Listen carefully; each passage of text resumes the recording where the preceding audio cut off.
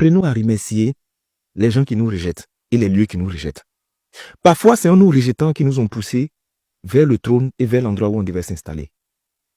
En vérité, quand Dieu veut forcer quelqu'un à quitter sa zone de confort et aller accomplir sa destinée, il durcit le cœur des gens. Il complique la situation. L'environnement devient hostile. Tu te lèves un matin et puis les gens t'en veulent, les gens t'attaquent. Les gens qui étaient cléments et gentils avec toi, un coup, leur visage change. Toi-même, tu ne comprends pas ce qui se passe. Et tu t'assois, tu te dis, mais qu'ai-je fait pour mériter ça? Non, tu n'as rien fait. C'est ce que tu dois faire qui te crée des problèmes. Parce qu'en vérité, Dieu sait que si on te laisse là, tu ne vas jamais te bouger. Est-ce que tu sais que quand tu forces trop pour être à une place, souvent c'est parce que tu n'es pas assorti à cette place-là. Il y a des gens qui sont nés dans certaines familles, mais qui ne sont pas faits pour rester dans la famille. Ils sont nés dans la famille parce qu'il fallait qu'ils naissent quelque part. Mais leur but et leur destinée doit les pousser à aller dans un endroit qui est différent et à accomplir de grandes choses. S'ils continuent de t'accepter et à être gentil avec toi, tu vas te sentir tellement à l'aise que tu vas vouloir rester là.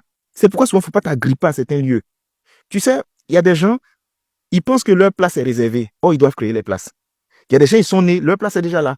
Le parcours est là, tout est tracé, tout est là. Et puis il y a d'autres, eux doivent créer les places. Souvent, quand on te pousse là. C'est pas dehors qu'on te pousse. On te pousse vers l'endroit où tu dois être.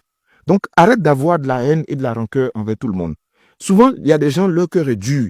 Souvent, Dieu même crée l'oubli dans le cœur des gens. Tu es là, tu souffres, et puis tu les appelles, ils ne répondent pas. C'est parce que dans cette période-là, tu dois apprendre des choses. Tu dois mûrir, tu dois te développer.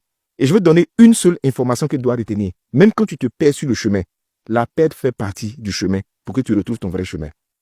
Il faut juste te garantir que Dieu est avec toi. Parce que s'il est avec toi, partout où tu vas te retrouver, tu vas finir par retomber sur tes pieds.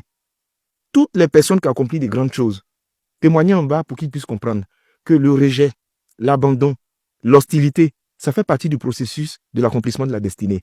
Souvent, Dieu, avec violence, va pousser les gens à te chasser de ton travail, à te chasser de ta relation, à te chasser du lieu où tu es. Parce que si on ne te fait pas ça, tu es trop confortable, tu ne vas pas aller accomplir de grandes choses.